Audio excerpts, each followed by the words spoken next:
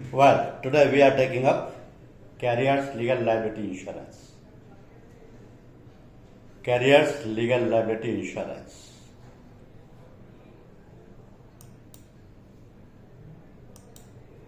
Okay, when you are sending something from one place to another place, you are always exploring the options. जब आप कहीं एक जगह से दूसरी जगह कुछ भेजना चाहते हैं सामान, वो चाहे सिंगल पीस हो या बल्क में हो या पूरा के पूरा कार्गो हो, एज ए बिजनेसमैन भेजा जा रहा है या एज एन इंडिविजुअल भेजा जा रहा है, तो आपके पास बहुत सारे ऑप्शंस होते हैं। क्योंकि आजकल मोड ऑफ कन्वीनियंस इतने हैं कि हर व्यक्ति ये तलाश करता है कि उसके लिए इकोनॉमिकल कौन सा रहेगा, कंफर्टेबल कौन सा रहेगा। इन दोनों नज़रियों से अगर देखा जाए तो आपको जो भी सामान भेजना हो, आप सारे ऑप्शंस तलाश करेंगे कि इसको सी रूट से भेजा जाए, बाई शिप या बाई स्टीमर या बाई बोट और बाई एनी हल, या एयरवेज से भेजा जाए, बाई एयर कार्गो कैरियर और हेलीकॉप्टर और air by any air device, it can be A drone, by railways भेजा जाए, गुड्स ट्रेन से या किसी स्पेसिफिक ट्रेन से, या बाई रोडवेज भेजा जाए। अब अगर रोड से जाता है तो नॉर्मली सामान ले जाने वाले वाहन जो होते हैं वो गुड्स कैरिंग कमर्शियल व्हीकल कहलाते हैं। ये goods carrying commercial vehicles variety में होते हैं, जैसे लाइट कमर्शियल व्हीकल है, मीडियम कमर्शियल व्हीकल है, हैवी कमर्शियल व्हीकल है।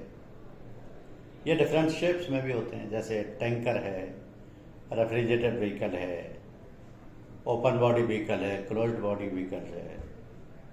और नॉर्मली ये सारे व्हीकल्स गुड्स कैरिंग पर्पजेज के लिए यूज होते हैं, इसलिए इनको गुड्स कैरिंग कमर्शियल व्हीकल बोला जाता है। तो ये जो carriers legal liability insurance policy है, ये केवल रोडवेज वाले जीसीसीबीज की में जो माल जाता है उनकी रिस्क कवर करती है।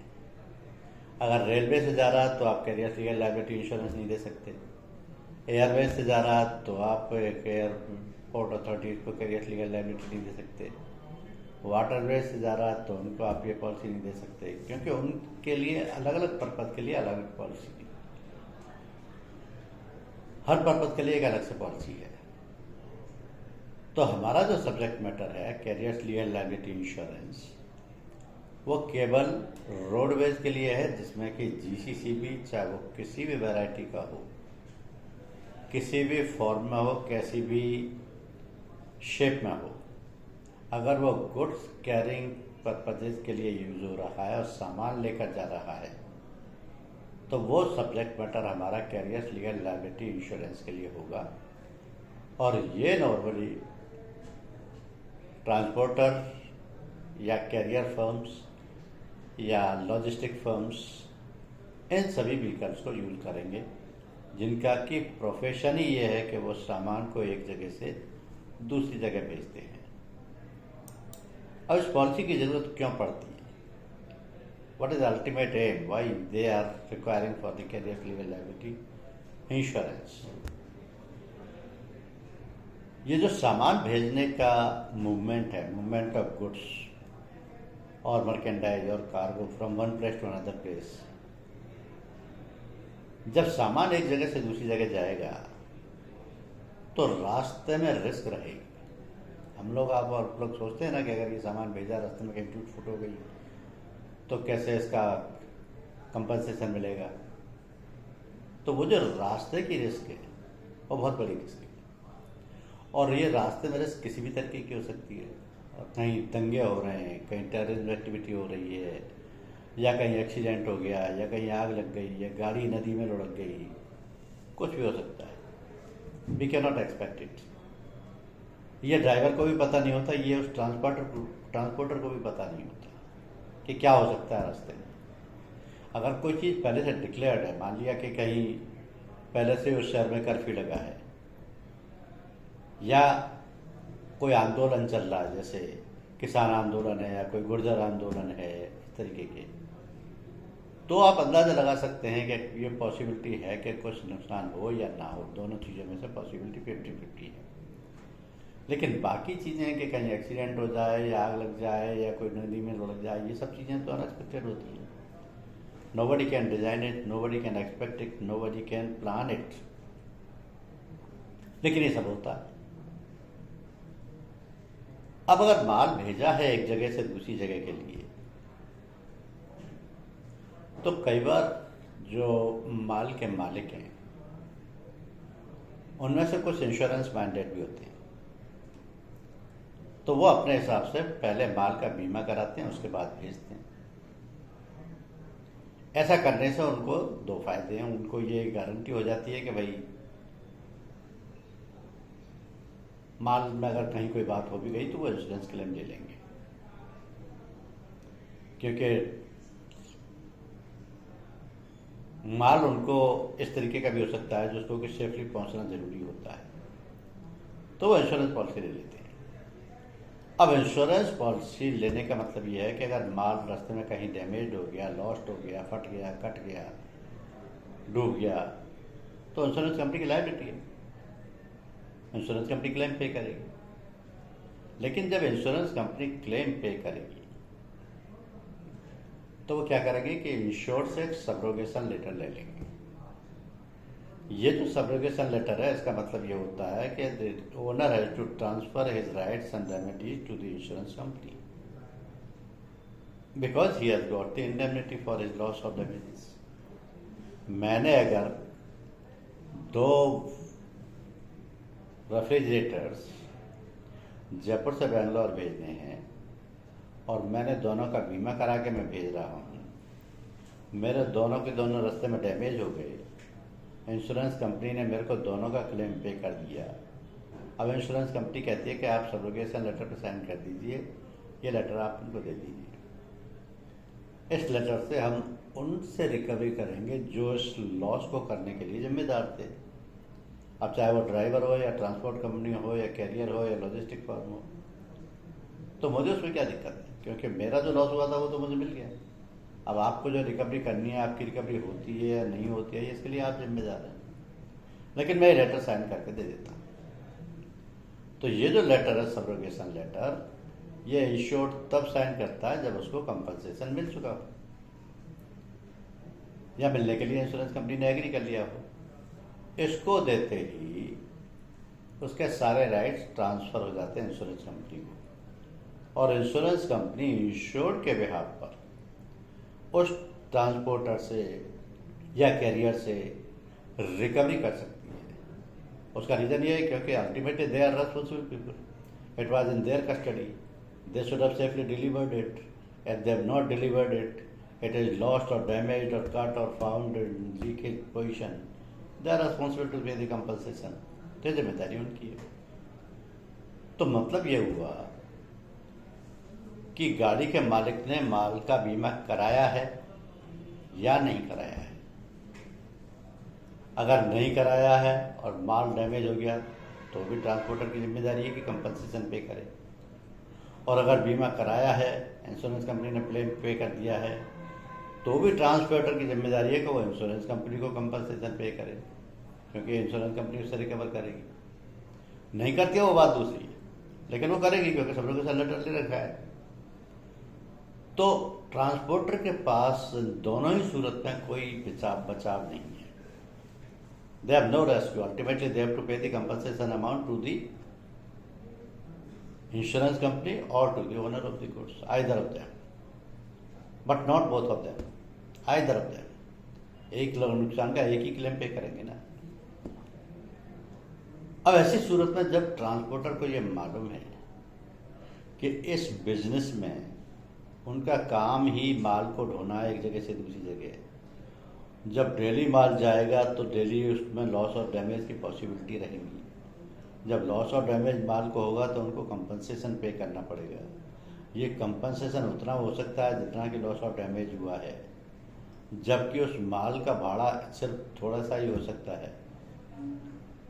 तो वो कितना कंपनसेशन पे करे? हो सकता है पूरी की पूरी गाड़ी एक्सीडेंट हो जाए, हो सकता है गाड़ी में 5 लाख का माल हो, और उस गाड़ी से भाड़ा उसने माल भेजने का कमाया वो माल मुश्किल से 10,000 रुपये, तो 10,000 के अगेंस्ट में वो 5 लाख की जिम्मेदारी लेगा। 20,000 हो, 25,000 हो, 50,000 हो, तो भी उसके अगेंस्ट में 5 लाख उसको कंपनसेशन पे करना पड़ेगा। ऐसे तो उसका सारा खाया कमाया निकल जाएगा, उसने पूरे साल में इतना नहीं कमाया होगा जितना उसको कंपनसेशन पे करना पड़ जाएगा, क्योंकि गाड़ियाँ तो कभी भी एक्सीडेंट भी हो सकती हैं, डूब भी सकती हैं, कोई से उनको तोड़ फोड़ भी हो सकती है, माल का नुकसान तो कभी भी हो सकता है। तो जब उसका प्रोफेशन ही यही है, काम ही यही है डेली का, उसकी गाड़ियाँ भी अनलिमिटेड हैं, 5 गाड़ी 10 गाड़ी डेली जाती हैं, भर के जाती हैं, एक प्लेस से दूसरे प्लेस पे जाती हैं, माल लेके जाती हैं, कभी भी किसी में कोई डैमेज हो सकता है, उसको हर हाल में कंपनसेशन पे करना पड़ेगा, तो वो कैसे बचेगा? His loss may be more than his income। और ये सीनेरियो किसी एक पर्टिकुलर ट्रांसपोर्टर के सामने नहीं है, सबके सामने, क्योंकि सबका नेचर ऑफ बिजनेस एक सा है। ट्रांसपोर्टर हुआ, कैरियर फर्म हुई, लॉजिस्टिक फर्म हुई, सबका नेचर ऑफ बिजनेस तो यही है ना। They have to carry the goods from one place to another place. For that they are charging the freight, and that freight is their income. But freight is nominal. Cost of goods is very high. If the goods is damaged, they are liable to pay the compensation.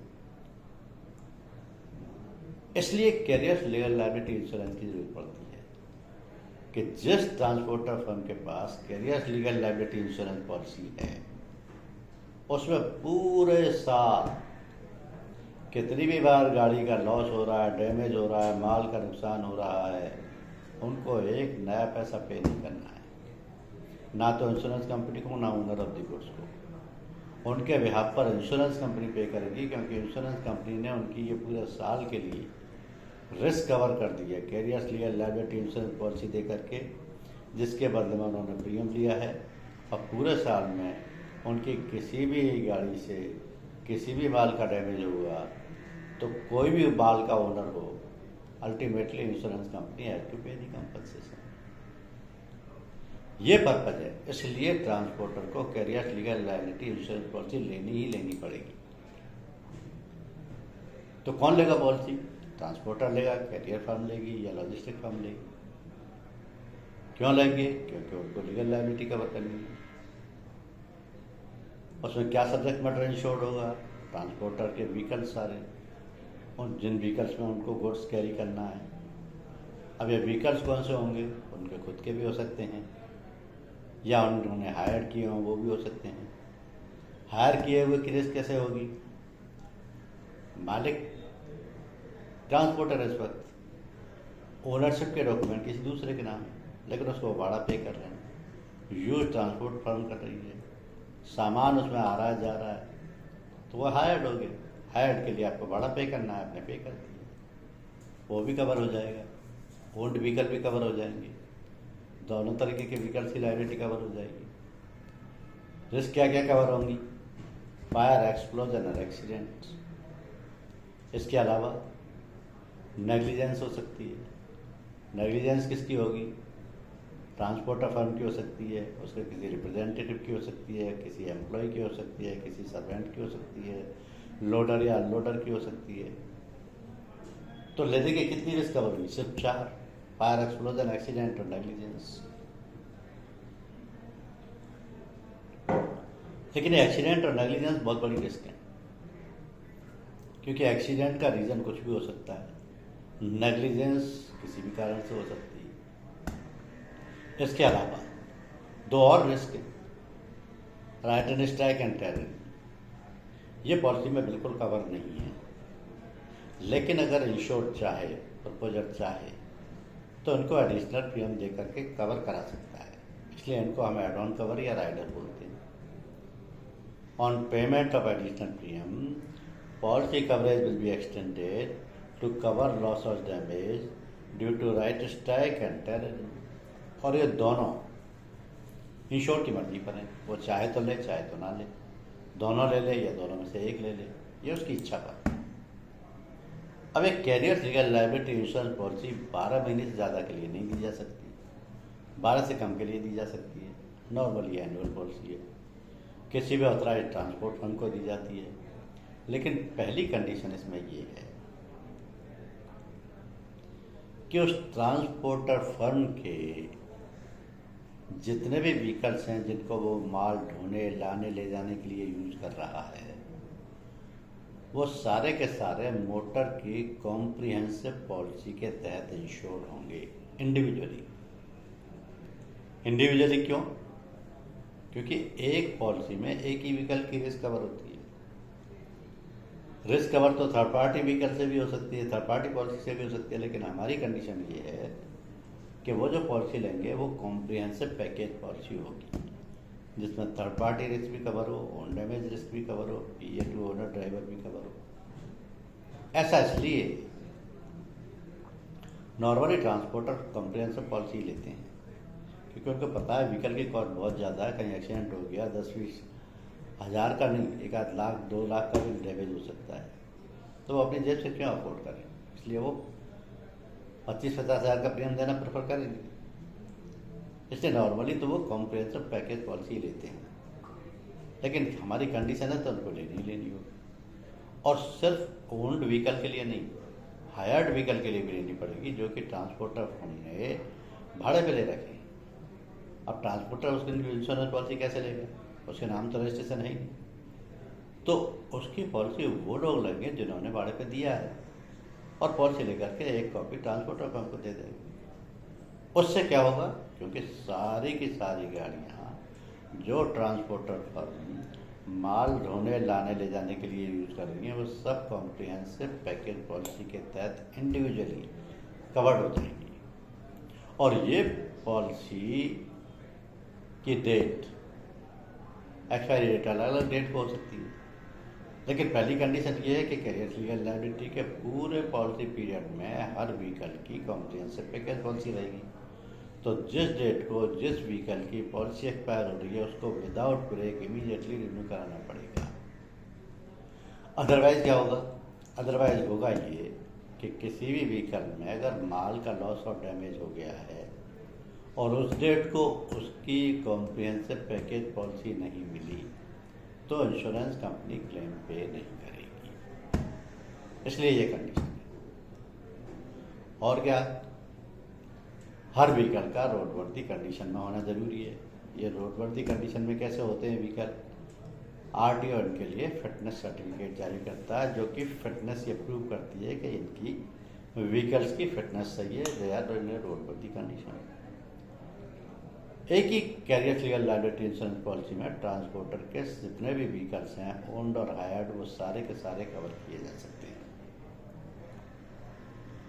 किसी transporter के पास दो ही vehicle होते हैं, वो चाहे तो single policy भी ले सकता है, वो चाहे तो फ्लीट पॉलिसी ले सकता है। लेकिन 5 हैं, 10 हैं, 50 हैं, 100 हैं, 200 हैं, तो हर ट्रांसपोर्टर ये पसंद करेगा एक ही फ्लीट पॉलिसी में carrier legal liability insurance policy ले ली जाए, सारे के सारे व्हीकल की रिस्क कवर करा दी जाए।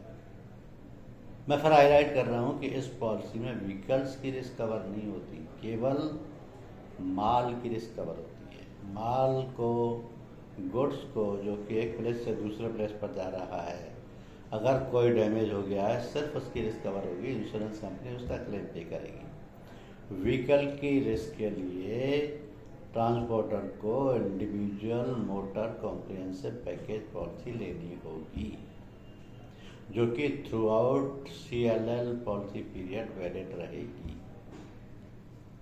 और ट्रांसपोर्टेशन के बिजनेस में कुछ और डॉक्यूमेंट भी मेंटेन किए जाते हैं, जैसे हर व्हीकल का रिकॉर्ड रखने के लिए एक लॉग बुक होती है, हर माल को जो भेजा जा रहा है एक कंसाइनमेंट नोट बनता है जो कि दूसरे ट्रांसपोर्टर तक पहुंचेगा। पॉलिसी का प्रीमियम मिनिमम 500 प्लस GST होगा, जो कि 18% की रेट से लगता है। तो ये जो की कंसिडरेशन है ये हर पॉलिसी के साथ अप्लाई होंगी।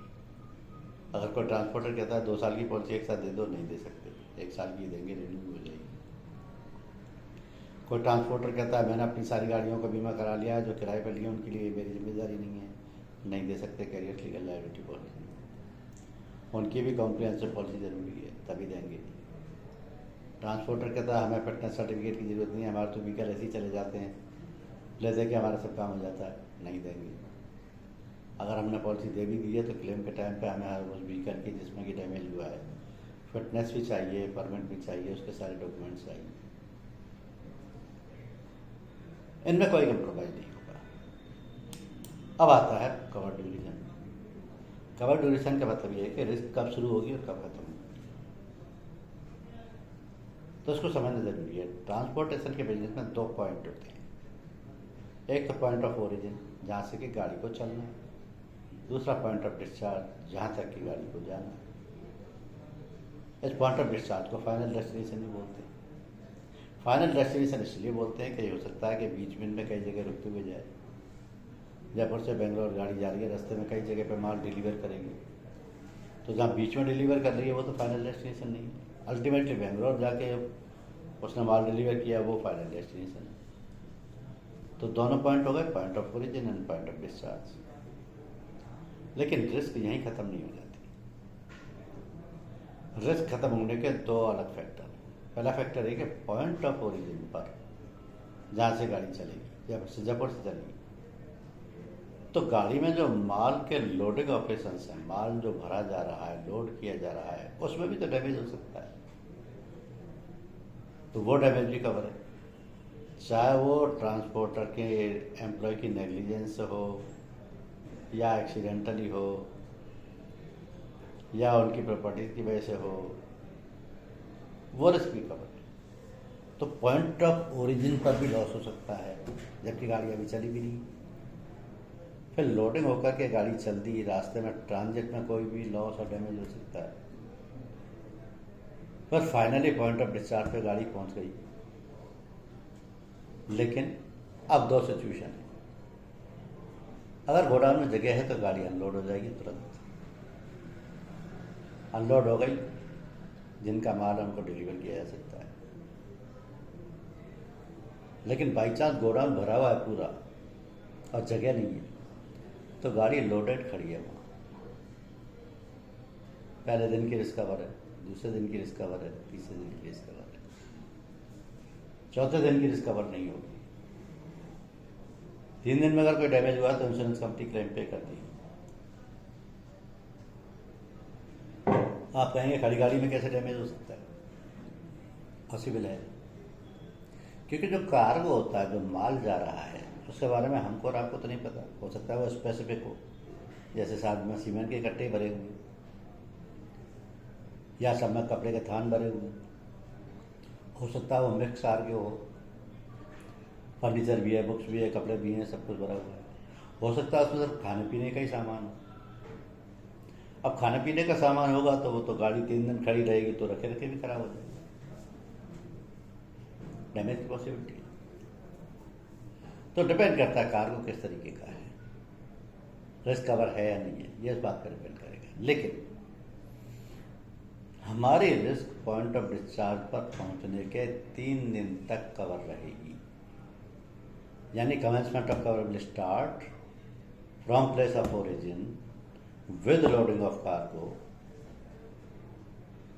on the vehicle and remain until the same is unloaded at the point of discharge or expiry of 3 days from arrival of the vehicle at the final destination, whichever is earlier.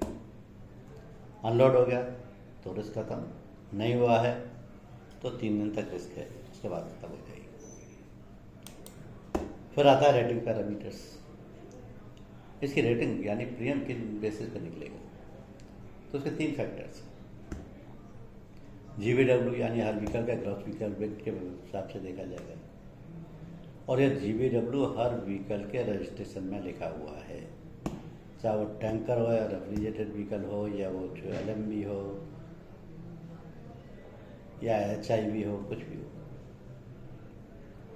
Limit of indemnity ensure select करेगा, कितने turnover के लिए, कितने amount के लिए उसे सम insured चाहिए। Advance covers transporter decide करेगा, लेने हैं या नहीं लेने, लेने तो दोनों लेने हैं या एक लेना है। इन 3 के बेसिस पर प्रीमियम निकलेगा। फिर उस प्रीमियम में से, बेसिक प्रीमियम में से अंडरराइटर देखेगा कि व्हीकल बॉडी कैसी है, क्लोज बॉडी है, ट्रेलर है, रेफ्रिजरेटर है, टैंकर है, फ्लीट कितनी बड़ी है, पास्ट क्लेम हिस्ट्री कैसी है, गाड़ियों की कंडीशन कैसी है, उसके बेसिस पर डिस्काउंट भी कर सकता है। कंडीशन खराब है, डॉक्यूमेंटेशन प्रॉपर नहीं है तो लोडिंग भी कर सकता है। लेकिन हर क्लेम के टाइम पर 2% of the claim amount compulsory excess होगा, जो कि 5,000 रुपये मिनिमम है for each and every claim. 2% of the claim amount और मिनिमम 5,000। ये टेररिज्म के केस में थोड़ा डिफरेंट भी हो सकता है। जब प्रीमियम रेटिंग हो गई, रिस्क कवरेज शुरू हो गया, तो कुछ रिस्क ऐसी होंगी जिनको कि कवरेज में शामिल नहीं किया जाएगा। फॉर एग्जाम्पल, गाड़ी भर के जा रही है, सामने दो आदमी आ गए और दोनों में टक्कर हो गई और दोनों की एट द स्पॉट डेथ हो गई। अब ट्रांसपोर्टर के पास तो carriers legal liability insurance policy है, वो carriers legal liability insurance policy भी क्लेम करेगा, इंश्योरेंस कंपनी उठा के खारिज कर देगी कि हमने तो आपके खाली माल की रिस्क कवर की है, इसमें थर्ड पार्टी लॉस कवर ही नहीं होता। तो थर्ड पार्टी का क्लेम किसमें मिलेगा? इसीलिए तो हर व्हीकल की पैकेज पॉलिसी के लिए हमने कहा है, हालांकि थर्ड पार्टी में भी थर्ड पार्टी की रिस्क कवर हो जाएगी, लेकिन क्योंकि मोटर की पैकेज पॉलिसी उसके पास ऑलरेडी है, तो चाहे थर्ड पार्टी डेथ हुई हो, इंजरी हुई हो, प्रॉपर्टी डैमेज हुआ हो, as per provisions of the motor vehicle act, that loss will be payable under the motor comprehensive package policy. Contractual liability cover नहीं है, जो कि किसी कॉन्ट्रैक्ट के थ्रू माल भेजा जा रहा है। कॉन्ट्रैक्ट मतलब other than normal loadings, goods belonging to any servant, agent और एम्प्लॉय ऑफ द ट्रांसपोर्टर, उसकी भी रिस्क कवर नहीं है। राइट एंड स्ट्राइक की रिस्क कवर नहीं है, लेकिन उसको एक्स्ट्रा प्रीमियम देकर कवर कराया जा सकता है। एक्ट ऑफ टेररिज्म कवर नहीं है, लेकिन उसको एक्स्ट्रा प्रीमियम देकर के कवर कराया जा सकता है। इनहेरेंट डिफेक्ट और वाइस कवर नहीं है। ये नॉर्मली पेरिशेबल आइटम्स में या ऐसे आइटम जो कि सड़ जाते हैं over a period of time, उनमें लागू होता है। जैसे सब्जियां हैं, फ्रूट्स हैं, मिल्क प्रोडक्ट्स हैं, स्वीट्स हैं, ऐसे आइटम्स होंगे तो टाइम के हिसाब से खराब हो जाएंगे, ये रिस्क कवर नहीं है। कॉन्सिक्वेंशियल लॉसेस हैं। कॉन्सिक्वेंशियल लॉसेस मीन्स डिले हो गई है या लॉस ऑफ मार्केट हो गया प्राइस फ्लक्चुएशन की वजह से, ये कवर नहीं। और डॉक्यूमेंटेशन अगर उसके पास पूरी नहीं है तो भी रिस्क कवर नहीं होगी, क्योंकि at the time of loss documentation पूरा चाहिए। अब जो भी लॉस हुआ है, ये ट्रांसपोर्टर की ड्यूटी है कि वो इमीडिएटली इंश्योरेंस कंपनी को इन्फॉर्म करे। कुछ भी माल डैमेज हुआ,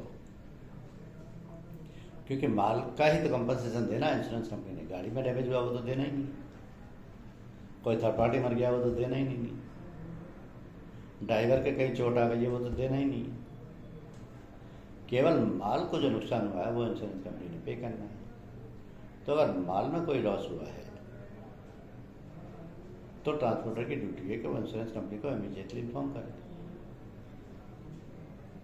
जैसे ही इंटीमेशन इंश्योरेंस कंपनी में जाती है, इंश्योरेंस कंपनी पहले पॉलिसी वेरीफाई करती है, ये चेक करती है कि हमारी लायबिलिटी है भी या नहीं।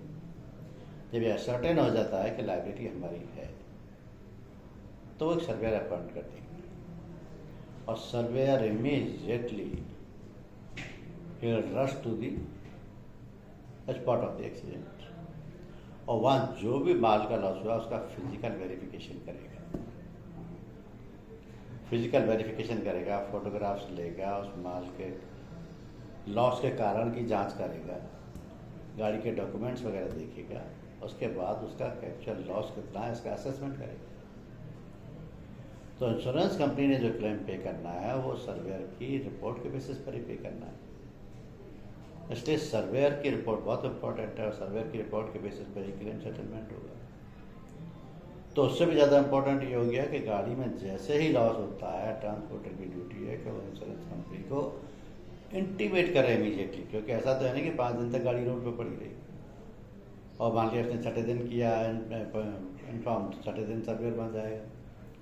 इतने में तो गाड़ी हटा के वहाँ से कहीं भी फेंक दी जाएगी, सामान और जो बचा रह गया उसमें से उसको भी लेके भाग जाएंगे। तो इमीडिएट इन्फॉर्मेशन इसीलिए जरूरी है। अब क्लेम सेटलमेंट के टाइम इंश्योरेंस कंपनी कुछ खास डॉक्यूमेंट्स मांगेगी। सबसे पहले तो ये चेक करेगी कि उस व्हीकल की मोटर की पैकेज पॉलिसी थी कि नहीं, उसकी वैलिड रजिस्ट्रेशन सर्टिफिकेट है कि नहीं जो कि आरटीओ ने इशू किया है। वो अगर किसी एग्रीमेंट के तहत माल ले जा रहा है तो वो एग्रीमेंट की कॉपी भी लेंगे, क्या माल है, कितने साल का एग्रीमेंट है। फिर उस ट्रांसपोर्टर का सर्टिफिकेट ऑफ रजिस्ट्रेशन भी चेक करेंगे कि आप ट्रांसपोर्ट करने के लिए अथराइज भी हैं, क्योंकि ऐसा एक certificate the carriage by road act 2007 के तहत ट्रांसपोर्ट डिपार्टमेंट इशू करता है। वो ऑथराइजेशन नॉर्मली हर ट्रांसपोर्टर अपने ऑफिस में डिस्प्ले करके रखता है सर्टिफिकेट।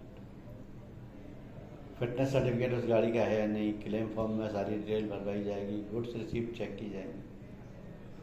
अभी गुड्स रिसीप्ट कहने को एक पेज का डॉक्यूमेंट है, लेकिन इस एक पेज में वो सारी इंफॉर्मेशन होती है जो कि उस माल से रिलेटेड है। किसका माल है, कौन ओनर है, क्या क्वांटिटी है, कितने आइटम है, कितना वेट है, कितने उसका वैल्यू है, किस प्लेस से जा रहा है, किस प्लेस तक जाएगा, कैसे उसकी पैकिंग है, ये सारी डिटेल उसमें जीआर में लिखी है। गुड्स फॉरवर्ड ट्रांसपोर्टर फर्म एक प्लेस से जो भेज रही है दूसरे प्लेस के लिए, जिस ट्रांसपोर्टर के माल गोडाउन में खाली होगा उसको वो सारे माल की लिस्ट पेश करेगा और उस माल की लिस्ट को बोलते हैं गुड फॉरवर्ड। तो क्लेम के टाइम पे इंश्योरेंस कंपनी उसको मंगा करके चेक करेगी कि इसमें ये माल गया था कि नहीं गया था, इसकी जीआर इशू हुई है या नहीं हुई है। इन डॉक्यूमेंट के बेसिस पर क्लेम सेटलमेंट होगा। तो आप अगर किसी ट्रांसपोर्टर को ये पॉलिसी दे रहे हैं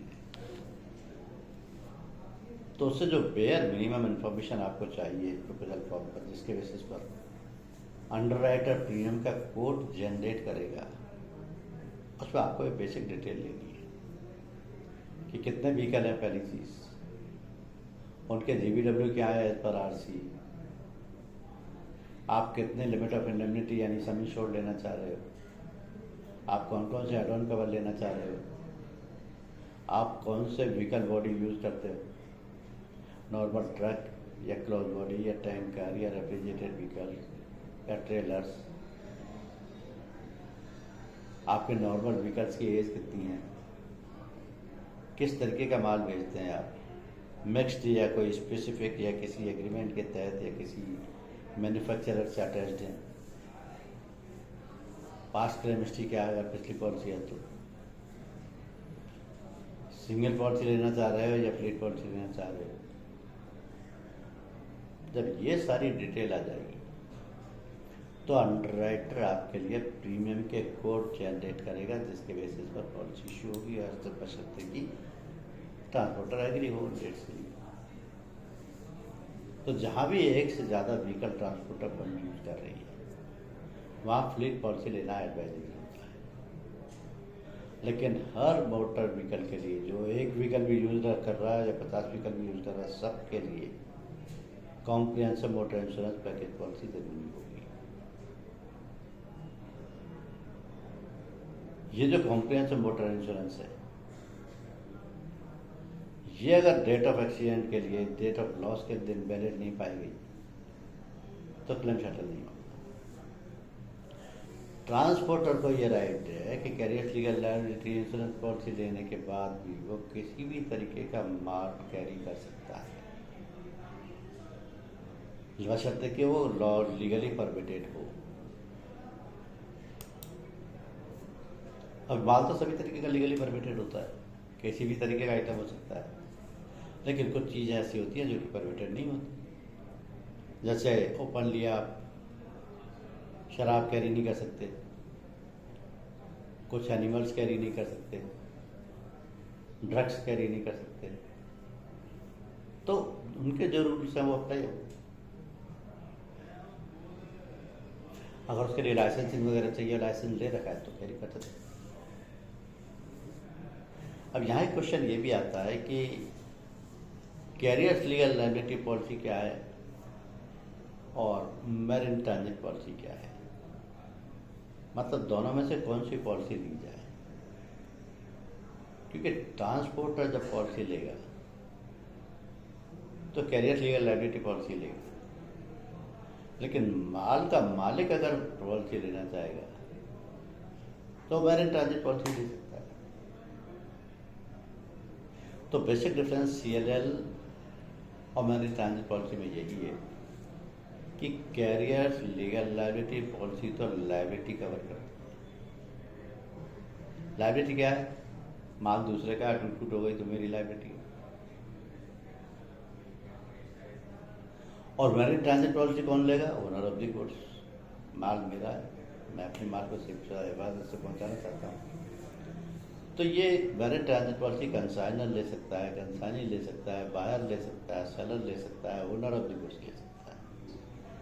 लेकिन carrier legal liability policy transporter, ये कैरियर फर्म या लॉजिस्टिक फर्म मिलेगी। अब कोई भी व्हीकल हो, चाहे हायर्ड हो या ओन्ड हो, इस पॉलिसी में कवर हो जाएगा, लेकिन पॉलिसी 12 महीने से ज़्यादा की नहीं होगी। अंडर इंश्योरेंस यहाँ अप्लाई नहीं होता है।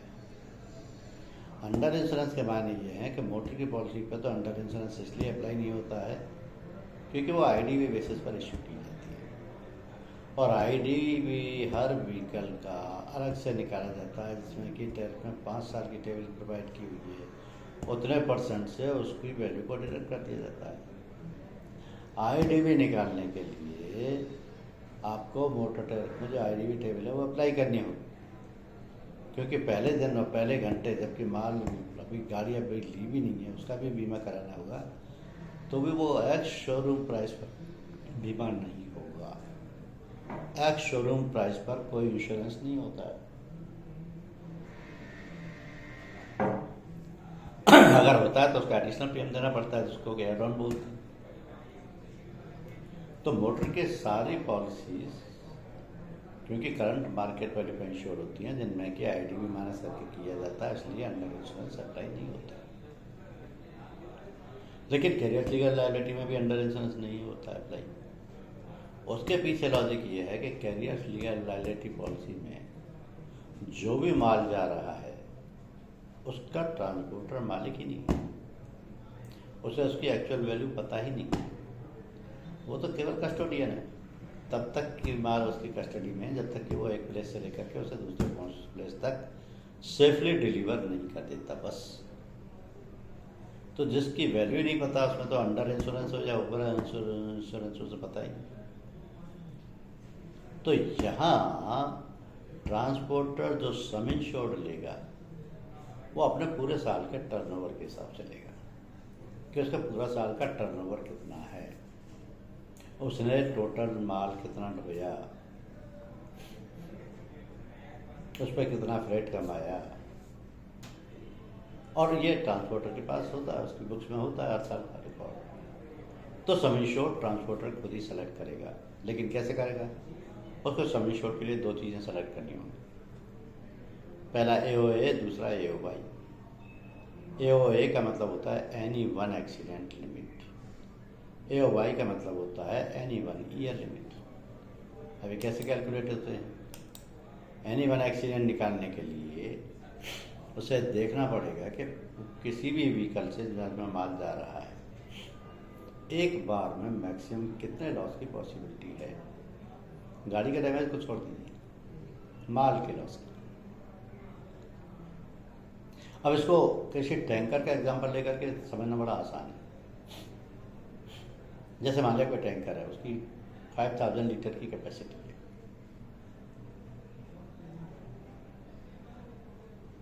अब 5000 लीटर उसमें कैरोसिन भी भर सकते हो, डीजल भी भर सकते हो, पेट्रोल भी भर सकते हो। आप मान लिया आपने पेट्रोल भरा, और पेट्रोल की मान लिया एवरेज रेट 100 रुपये पर लीटर है,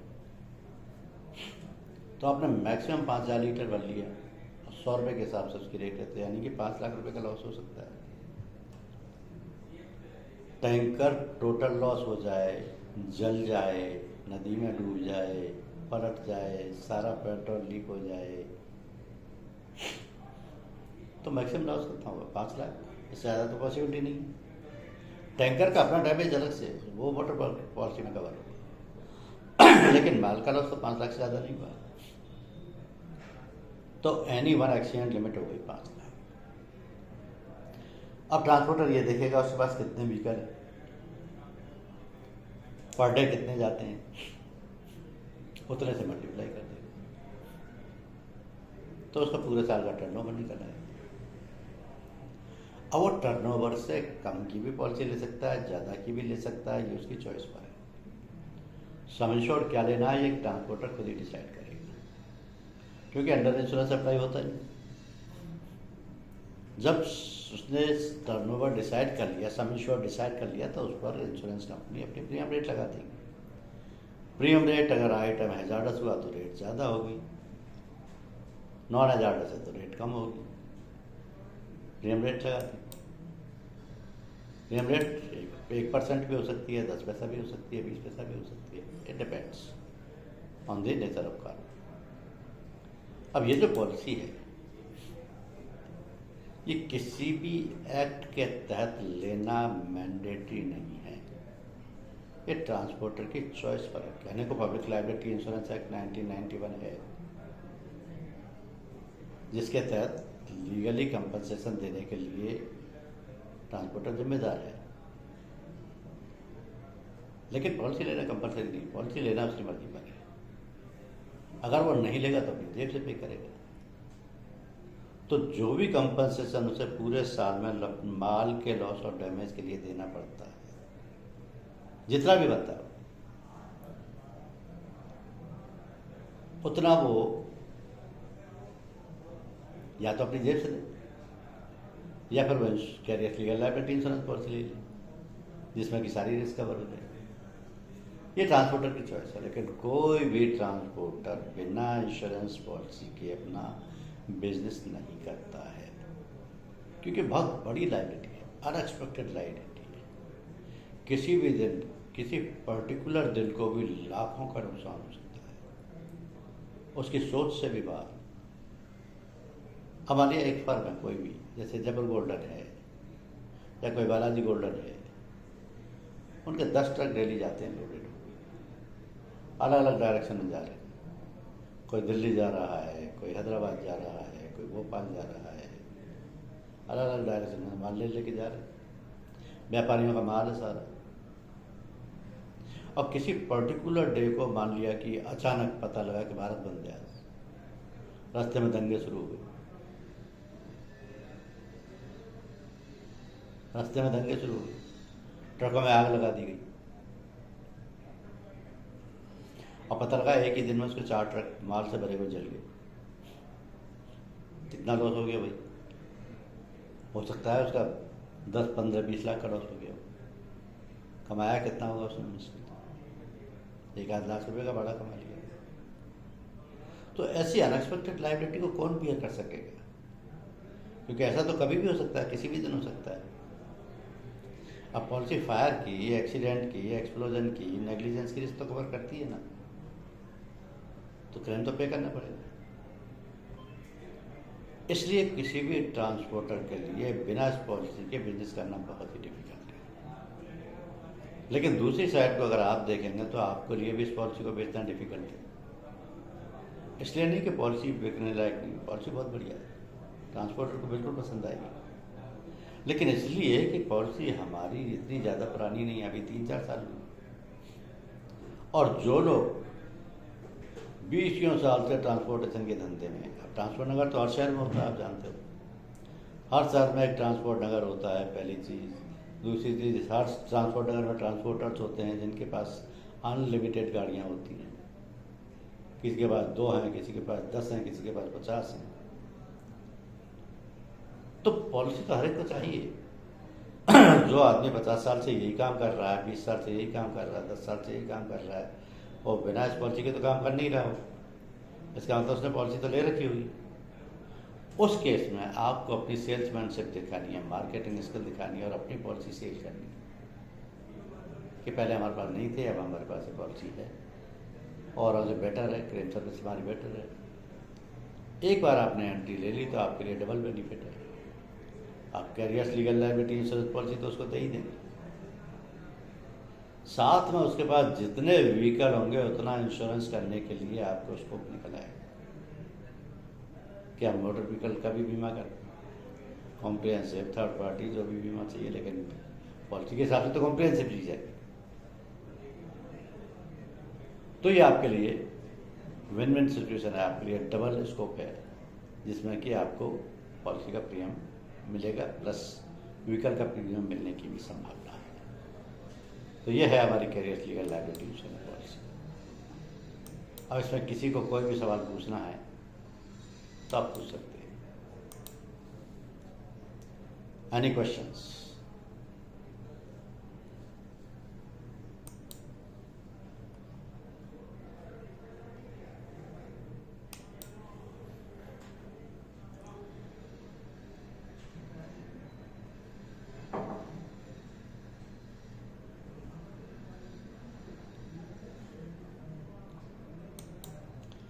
पॉलिसी अच्छी है, पॉलिसी ज़्यादा पुरानी नहीं है, 3-4 साल हो गए हैं, लेकिन हर ट्रांसपोर्टर की रिक्वायरमेंट है। कोई भी ट्रांसपोर्टर, कैरियर फर्म या लॉजिस्टिक फर्म इसको बिना बिजनेस नहीं कर पाएगी। हाँ, ये जो आपका चैनल है रिटेल ब्रोकिंग का, आप ब्रोकर्स के कॉन्टेक्ट में हैं, और ब्रोकर्स को पता रहता है कि कहाँ से वॉल्यूम ऑफ बिजनेस आएगा, कहाँ से बल्क ऑफ बिजनेस आएगा। उनके पास रेफरेंसेस भी रहते हैं, उनके पास पॉलिसी कंपैरिजन भी रहता है। उनके थ्रू जब आप एंट्री लेते हैं और ये पॉलिसी एंटर करके पॉलिसी प्रोवाइड करते हैं, तो वहाँ सारी चीज़ होने के बाद कोर्ट्स पर कंपटीशन आ जाता है, क्लेम रेट पर आ जाता है। तो वहाँ अपने अंडरराइटर से बात करके आप पॉलिसी सेल कर सकते हैं। किसी का कोई डाउट नहीं? मेल देखिए, टेस्ट पेपर आया क्या आपकी मेल पर?